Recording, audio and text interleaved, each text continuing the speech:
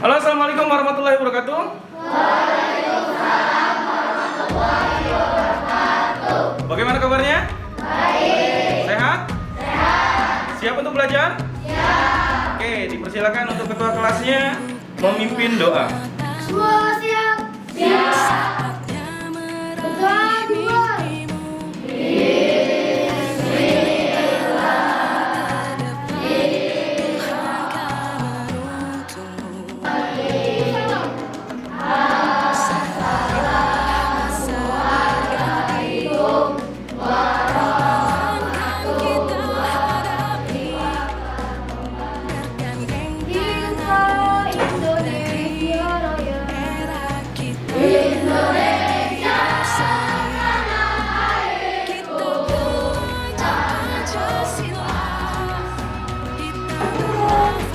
Ya, Bapak akan memeriksa kehadiran untuk sekretaris yang tidak hadir hari ini. Siapa? Versi kiri. Versi kiri tidak hadir. Kenapa tidak hadir? Izin ada keperluan. Izin ada keperluan berarti berwarna ungu ya. Kalau hadir warna hijau, merah ini tidak hadir atau tanpa keterangan. Kalau ini izin atau sakit ya. Sebelum kita memulai pembelajaran, ada baiknya kita mulai dengan kegiatan ice breaking supaya suasana di dalam kelas kita ini tidak terlalu kaku dan tidak terlalu tegang ya. Oke, kita mulai ice breaking kita nih. Boleh berdiri semua dong. Oke, semua menghadap ke Bapak ya. Kita akan lakukan ice breaking. Sebelum kita lakukan ice breaking, kita buka dulu dengan tepuk semangat. Sudah hafal belum tepuk semangatnya? Sudah. Oke, kita mulai. Tepuk semangat.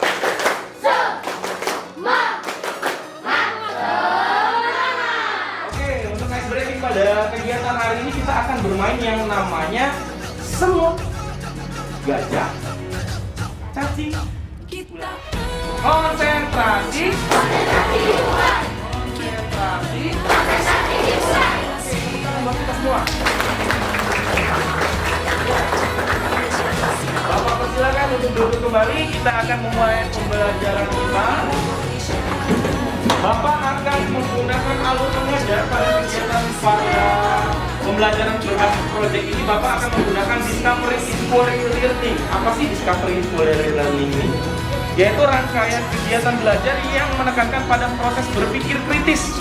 Jadi kalian harus bisa berpikir kritis dan analitis untuk mencari atau menemukan jawaban dari suatu masalah yang dipertanyakan. Kita sudah ada proyek kebun ya? Sudah ada proyek kebun. Dan Bapak nanti akan memaparkan, karena kebun kita itu akan kita hubungkan dengan yang namanya fasilitas barcode. Nah, apa sih fasilitas barcode tersebut? Nanti Bapak akan jelaskan sedikit fasilitas barcode itu apa. Ini Bapak ambil dari pemaparan milik QRIS dari Kementerian Keuangan. Sedikit saja. Ya. Ya, jadi nanti pembelajaran kita ini akan kita padukan dengan akun belajar milik kalian, yaitu akun belajar.id yang diberikan oleh atau diberikan dari Kemendikbudristek. Jadi kita akan mengkombinasikan melalui aplikasi Google Workspace for Education nantinya. Nah, jadi barcode ini kalau di dunia perbankan ya, di dunia perbankan ini barcode ini sudah dijadikan untuk alat transaksi keuangan. Jadi di era sekarang keuangan itu sudah berbasis digital. Jadi kita nggak perlu lagi bawa uang yang berbentuk kertas ataupun receh. Jadi dengan bantuan barcode ataupun bantuan QR code ini jadi pembayaran sudah dengan menggunakan fasilitas aplikasi saja, sudah menggunakan aplikasi dan nanti aplikasi itu akan menyeken daripada QR code tersebut. Nanti pembayarannya berbasis elektronik semua. Jadi uangnya juga uang elektronik. Nah, ini yang akan kita terapkan di kebun kita. Di kebun kita nanti itu kalian harus bisa menganalisa. Nanti di sini kalian harus bisa menganalisa perkembangan daripada tanaman kita. Ya, perkembangan daripada tanaman kita. Nanti hasilnya akan kita visualisasikan melalui QR code tersebut. Nanti kalau misalkan ada teman kalian dari kelas lain ingin melihat kebun kalian, itu tidak perlu lagi nanya kalian, cukup scan saja QR code-nya, perkembangan di kebun itu sudah bisa terlihat atau sudah bisa divisualisasikan melalui smartphone. Jadi nggak perlu lagi nih teman kalian masuk ke kebun, melihat di kebun itu nggak perlu. Cukup QR code saja, maka perkembangan kebun kalian itu ketahuan. Tumbuhannya yang mati. Kira-kira kalian tahu nggak sih masalah-masalah yang akan terjadi ke depannya pada kebun kita? Apa sih kira-kira hal-hal yang akan timbul di kebun kita yang sudah kita proses itu? Kira-kira ada yang tahu? Ada yang bisa jawab? Silakan tunjuk tangan. Oh ya?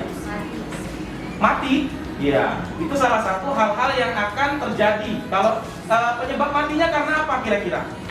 Karena disiram terlalu banyak. Kenapa? Karena disiram terlalu banyak. Karena disiram terlalu banyak, iya betul. Jadi tanaman itu tidak boleh disiram terlalu banyak atau juga tidak boleh tidak disiram. Apalagi yang menyebabkan tanaman kita bakal keterkena hal-hal buruk atau bisa apa? Tidak cukup matahari. Tidak cukup pancaran sinar matahari, betul. Jadi tanaman itu harus cukup mendapatkan sinar matahari, tidak boleh juga berlebih. Jika berlebih mendapatkan sinar matahari, maka dia juga akan mati. Daunnya akan menjadi mengering. Nah, ini adalah pengenalan tentang QR code tadi. QR code adalah serangkaian kode yang memuat data informasi AI. Apa sih AI? Artificial Intelligence atau yang disebut dengan kecerdasan buatan, super cerdas. Jadi di masa depan semua itu menggunakan kecerdasan buatan. Sekarang kita masuk di era 4.0. Nanti kita akan masuk di era kita ini sedang menuju ke era 5.0. Apa sih 5.0? 5.0 itu kita akan berdampingan dengan teknologi. Bagaimana cara berdampingannya? Seperti tadi, pembayaran sudah tidak lagi bertransaksi dengan uang kertas, dengan uang receh, itu tidak lagi.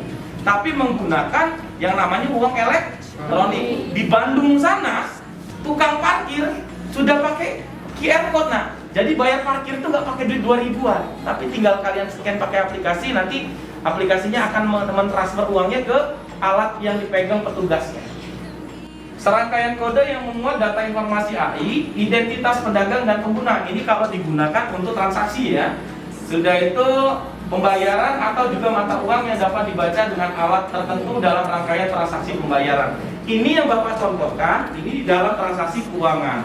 Bagaimana kalau untuk yang punya kita? Nah, ini Bapak sudah buat aplikasinya.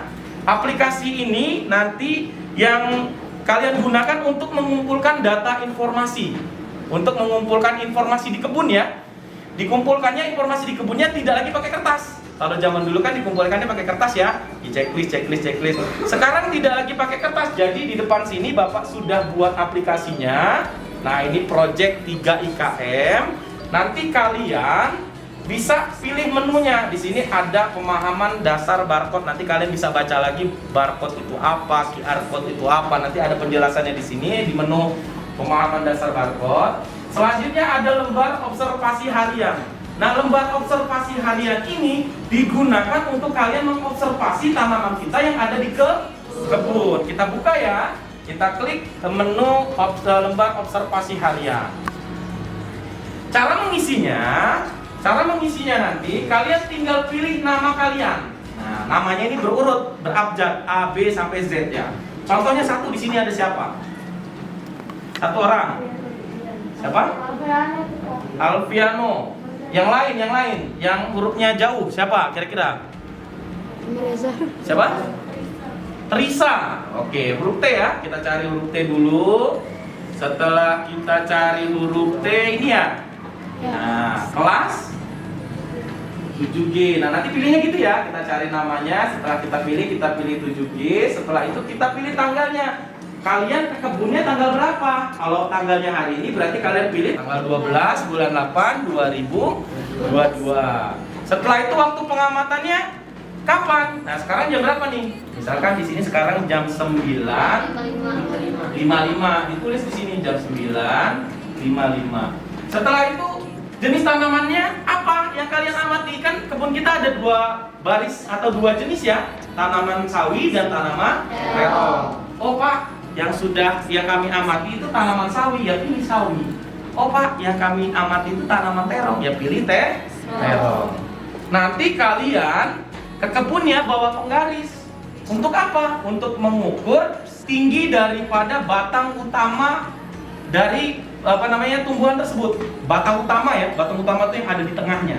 Ya, diukur berapa? Misalkan diukur nih, karena kita kan baru penyemaian kemarin ya, udah baru 3 minggu ya, proyeknya kita bangun.